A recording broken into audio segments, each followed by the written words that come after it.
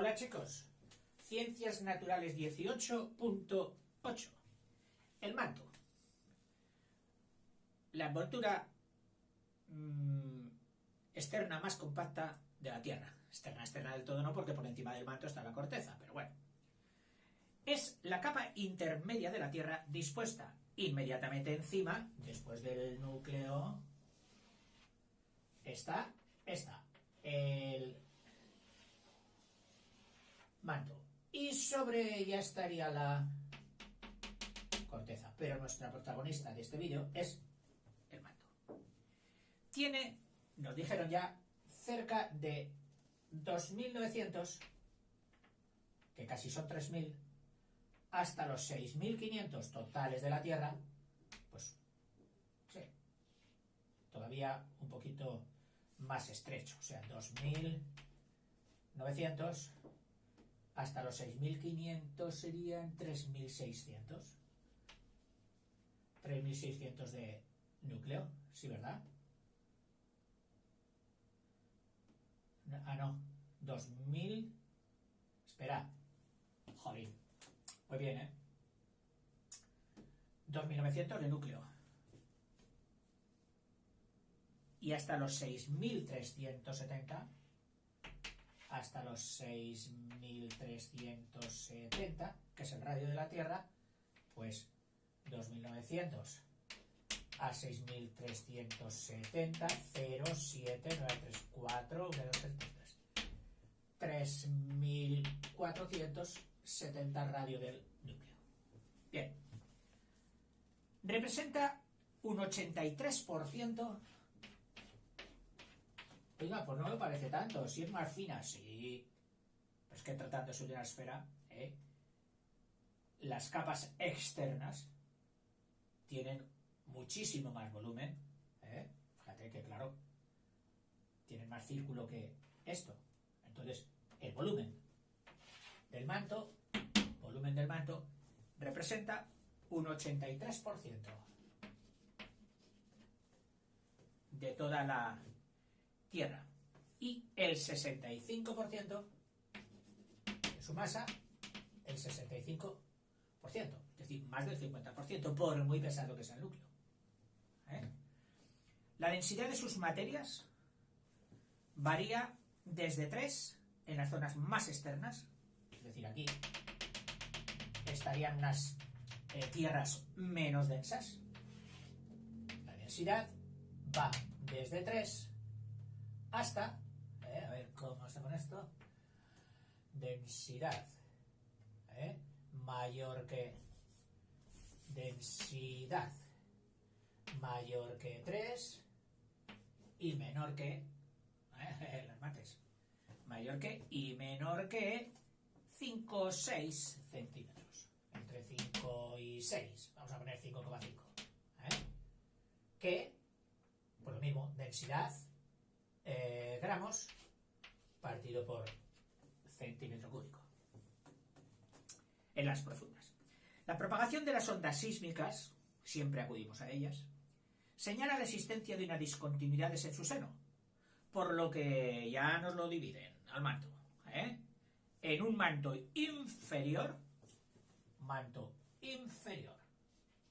de unos 1.900 kilómetros de espesor. Anda, en 3 nos lo dividen. Vamos a ponerlo aquí separado porque si no, grosor de manto, manto interior, grosor 1.900, manto medio 600, mucho más pequeños, 900 por 600 sería así, interior medio 600 kilómetros y manto superior todavía más pequeño, que sería el manto superior de unos 400 kilómetros, interior medio superior 1.900, 600, 400 kilómetros. Su composición química parece ser análoga a la de los meteoritos aerolitos, es decir, a los intermedios. Los primeros eran los sideritos y estos son los... estos eran los terceros, los aerolitos, que eran los que tenían casi toda composición de silicatos. Los dos primeros eran sidero y este era el aero. Entonces, esto casi va a estar compuesto todo por silicatos. Se parece a los aerolitos. Su composición similar, semejante a los aerolitos, que son los que tenían silicatos. Es decir, el manto está formado por rocas ultrabásicas, constituidas principalmente por silicatos de hierro, magnesio y calcio. Y lo de básicas alude a que dentro de su clasificación química las organizan en básicas y en ácidas. Creo que va por ahí, porque no lo pone aquí como si básicas fueran generales y fundamentales en esa materia. Y los silicatos que tiene son de hierro, silicato de magnesio y silicato de aluminio. Uno de los silicatos de aluminio múltiples y todo esto son los de la arcilla. Pero claro, lógico, porque la arcilla es una metamorfosis ya generada por meteorización, es decir, desgaste y transformación, del granito, del que tenía aquellos tres componentes: cuarzo, feldespato y mica, que prácticamente todos son también componentes de la sílice. No de la misma rama, pero todos de la sílice. O sea, silicatos metálicos. Hierro, magnesio y aluminio son metálicos. En el manto superior tienen origen numerosos e importantes fenómenos geológicos que afectan a la corteza terrestre, lógico. Aquí, en la superior, pues los cambios que haya, o los movimientos que haya, son los que nos afectan a nuestra cortecita, donde estamos aquí esperando, a ver qué pasa. Ejemplo, pues aquí, en el manto superior de 400 kilómetros, el más próximo de la corteza, suceden fenómenos que nos afectan, como el vulcanismo. ¿Sabes? Que es por volcán. Vulcano creo que era el dios de las profundidades terráqueas. El vulcanismo, es decir, el fenómeno de los volcanes, que se generan ahí, en esta capa del manto superior, en la de 400 kilómetros. La orogénesis. Tranquilos, que si sabemos lo que significa génesis, que genera, que hace, que forma, y oro, que significa montañas, pues son esos movimientos de compresión que hace que se arruga la tierra. Ha salido una cordillera enorme. Qué fácil es decirlo, ¿verdad? Bueno, esos eran los movimientos que originan montañas orogénicos. También, lógicamente, los mismos sismos o seísmos, que estudiaremos, dice, en otros capítulos. Pues ya lo hemos estudiado. En ciertas áreas de esta capa, y debido a las altas temperaturas a que están sometidos, los materiales se dilatan y ascienden a zonas del manto más superficiales. A ver, dentro del manto, vamos a poner aquí un manto guapo para poder explicar esto.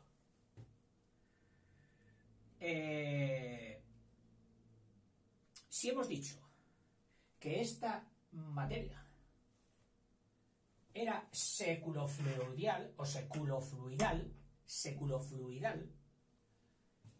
significa que puede moverse. Oiga, pero ¿qué es piedra? Que no se moverá. Tranquilo, que tiene muchos años para hacerse. ¿Será posible? Sí. Se va a mover como un fluido. Tardará millones de años, pero lo hará. Y eso ocurre de la misma forma que en una cazuela llena de agua donde estemos hirviendo, las capas que primero se calientan, que supuestamente son las de fondo, al ahuecarse sus átomos y moléculas por efecto de la energía que reciben, al ahuecarse pesan menos, tienen menos densidad, y lo que tiene menos densidad sube. Y entonces la capa que era más fría baja y se organizan corrientes de capas que se calientan y suben, capas frías que bajan. O sea que se organizan corrientes de este tipo y aquí puede originarse otro bucle. Pues lo mismo, en el manto, en contacto con el núcleo más caliente o con las zonas internas más calientes, estas capas próximas aquí ascienden y al llegar aquí se enfrían y vuelven a bajar, originando un circuito. Y aquí próximo pues organizarán otro circuito semejante y otro circuito semejante y otro circuito semejante. Estas fuerzas se llaman de convección. Convección, que es ese fenómeno físico en el que el calor se transporta de unos cuerpos a otros mediante un fluido. La calefacción de las casas, si es de agua que pasa por un radiador, el agua calienta el radiador. El radiador metálico calienta el aire. El aire asciende, caliente, se revuelve por la habitación. El aire frío que hubiera baja, desplazado por el caliente. Ese aire frío llega al radiador, se calienta y sube. Y en una habitación donde no entrase nadie durante todo un día, si pudiéramos ver el aire, veríamos que ha organizado corrientes de convección. Y en todo caso, ¿a ti quién te calienta? A ti te calienta, pues, dos te calienta. Las radiaciones salidas directamente del radiador, esas sí que te calientan ya, y también te calienta el aire que, calentado por el radiador, circula por toda la habitación y ese aire con sus moléculas te va calentando también.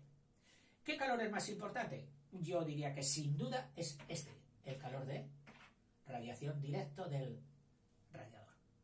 A no ser que tú hayas adoptado un sistema de calefacción de tu casa toda base de convección o de aire acondicionado, de aire caliente, en cuyo caso la caldera puede estar muy lejos y ya solo te llega el aire caliente. Los materiales, después de ascender, se extienden por las proximidades de la corteza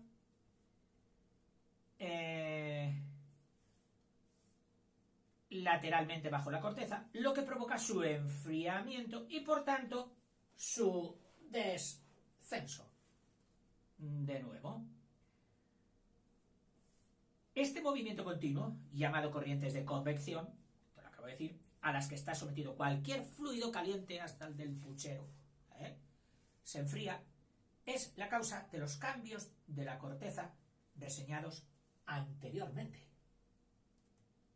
De los cambios de la corteza reseñados anteriormente. Estas corrientes de convección, vulcanismo, orogénesis, sísmicos. Oiga, vulcanismo sí, aunque lo estudiaremos más detenidamente.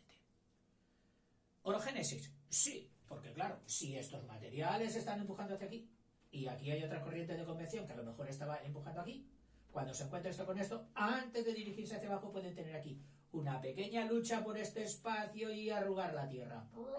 ¡Hala! Orogénesis, montañas para arriba. Los sismos, pues lo mismo, si hay aquí una placa, es decir, una cierta densidad de material, un estrato de distinta compacidad, de distinta densidad, etcétera, pues se desliza una sobre otra, y al deslizarse una sobre otra causan cizalladuras, cortes, ocupación, fallas, etcétera, que son las que originarían los sismos.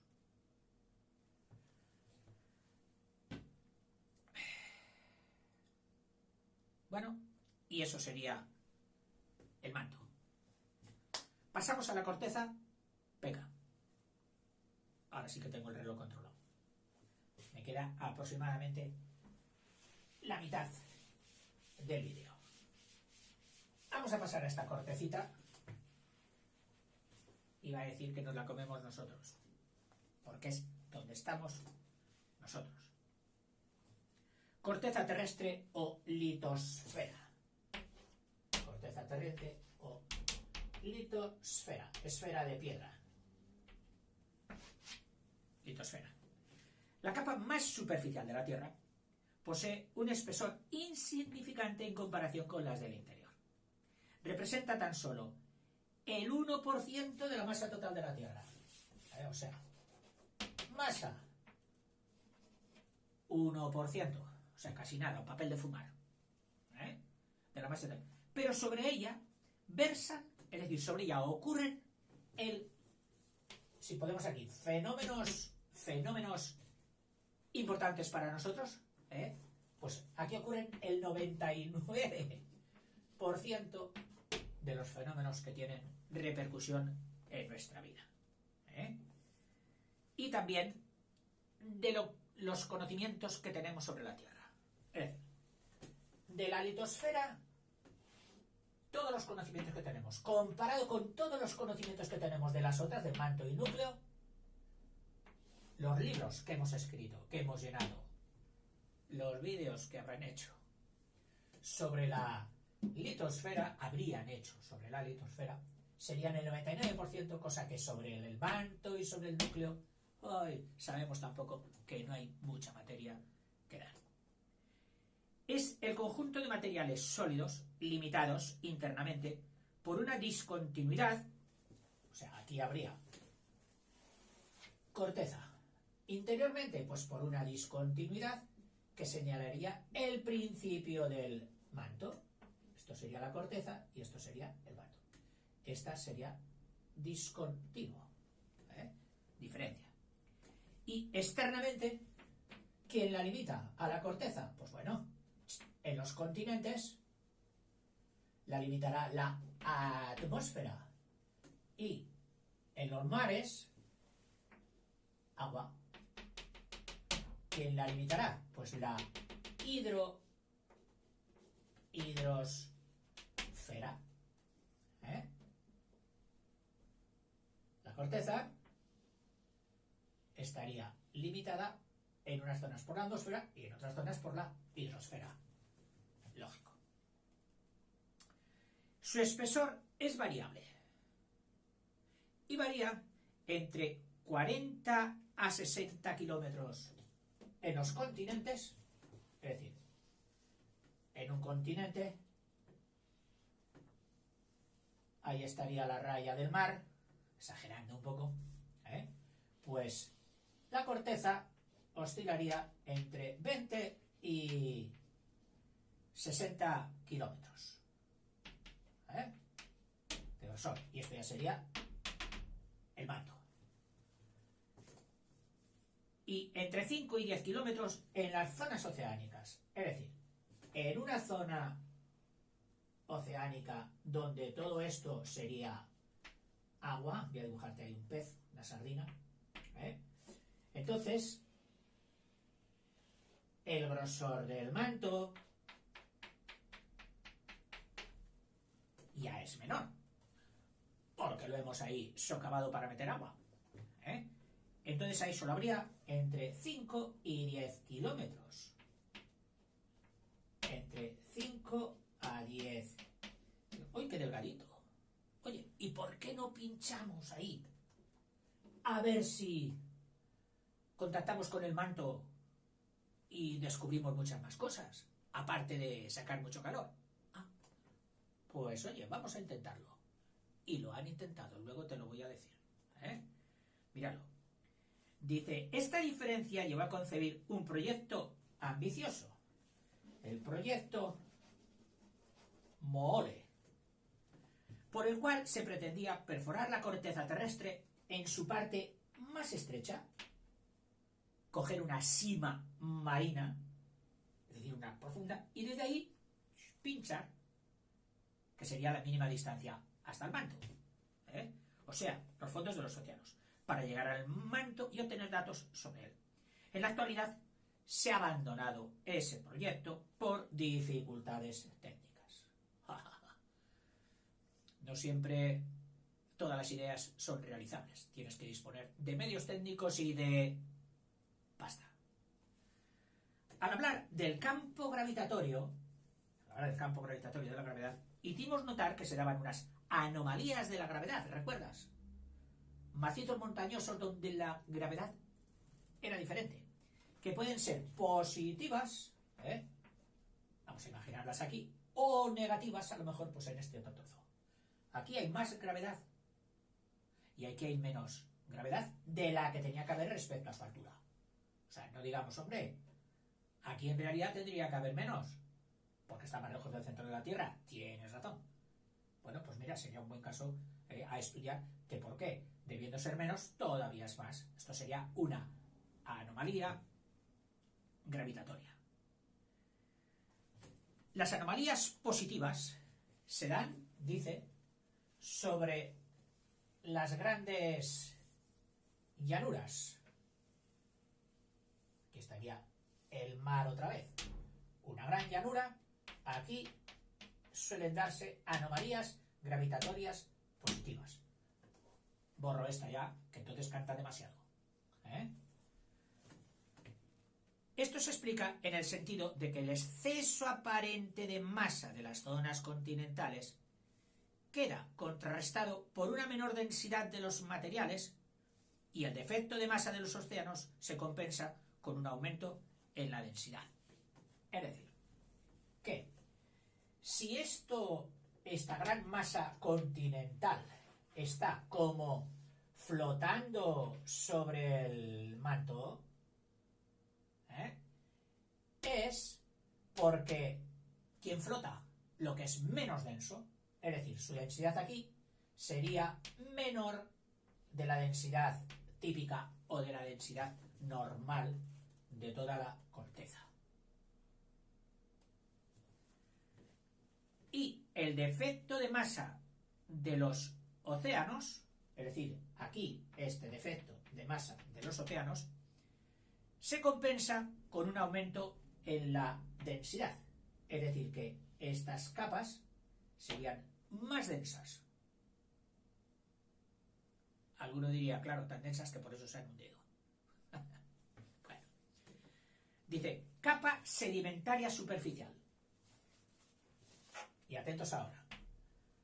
Es discontinua. O sea, hay unas capas en la corteza,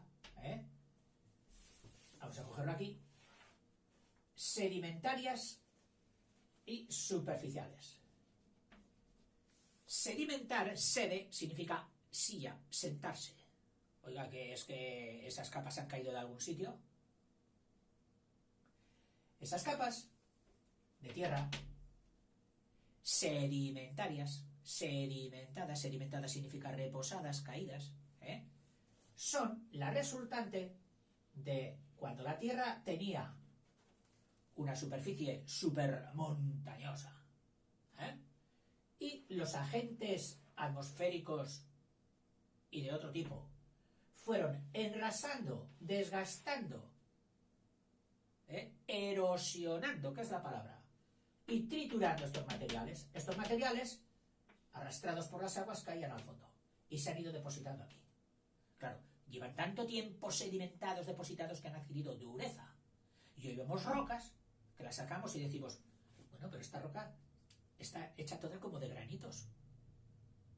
Claro, eran esas partículas salidas de la erosión que al caer en zonas profundas y debajo de las siguientes y de las siguientes han sido como aplastadas, y en ese aplastamiento se han compactado de tal forma ya no solo físicamente, sino incluso provocando reacciones químicas que han cambiado su estructura química. Pero aún así las seguimos catalogando como rocas sedimentarias, sedimentadas. Muchísimas. Bueno, pues de estas hay muchísimas en la corteza. Es decir, el resultado de todos los desgastes y rozamientos, como si hubiéramos lijado la tierra y todo el polvo hubiera caído pues en el fondo y se hubiera compactado de nuevo. Esas son las rocas sedimentarias. Dice, es discontinua, tampoco tiene el mismo grosor. Está formada por rocas sedimentarias, que son esas que te he dicho. Es mayor en los continentes, las rocas sedimentarias, es mayor en los continentes que en los océanos. En los océanos sí hay rocas sedimentarias, caídas lógicamente por el vertido de los ríos, etcétera, pero ya no tantas como en las zonas continentales. Otra. La capa granítica intermedia. Esta, sedimentaria granítica. La roca dura. También llamada corteza continental. Es decir, si realmente alguien tiene capacidad de resistencia, de consistencia dentro de la corteza, sería la capa granítica. Y esta es la que mantiene, digamos, con su rigidez a los continentes emergidos, más altos que la superficie de las profundidades marinas. Corteza continental. Es de composición granítica. Está formada por silicatos, la granítica está formada por los silicatos, aquellos metálicos que dijimos, pero, ojo, no son aquellos metales, sino otros. Son silicatos de calcio, silicatos de potasio y silicatos de sodio. Aquí echamos ya en falta al aluminio y al hierro, que eran los silicatos del manto. Todos ellos ligeros.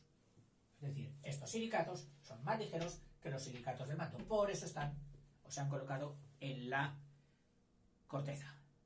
Bajo los continentes presenta un espesor, bajo los continentes, si aquí hay un continente, esta zona granítica, la de los silicatos, presenta un espesor de unos 30 kilómetros.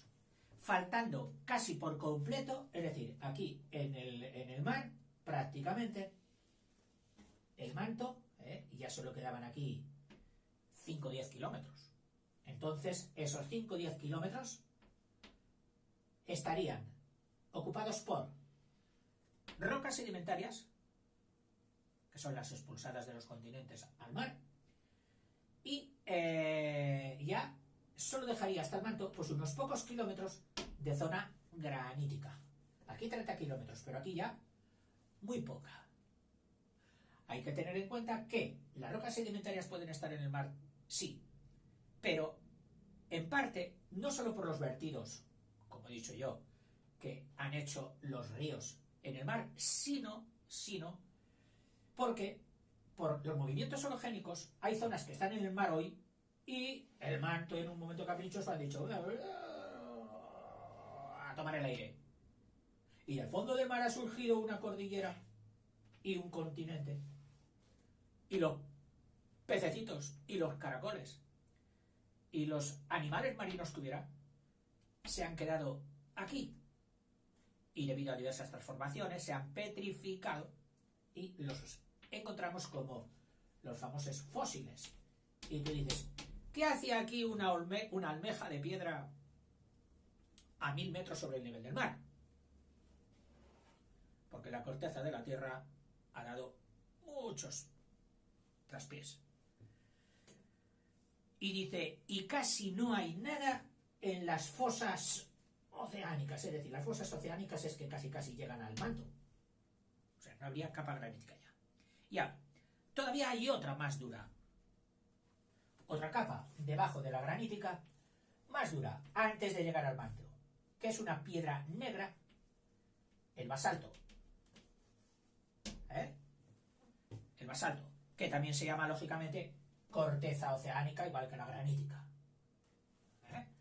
Tiene una composición más o menos basáltica. El basalto, dice, es la roca volcánica, salida de los volcanes, más abundante en la corteza. Es pesada y de color oscuro. Cuando estuve en Florencia visitando el Museo de los Oficios, que llaman allí, degli Uffizi,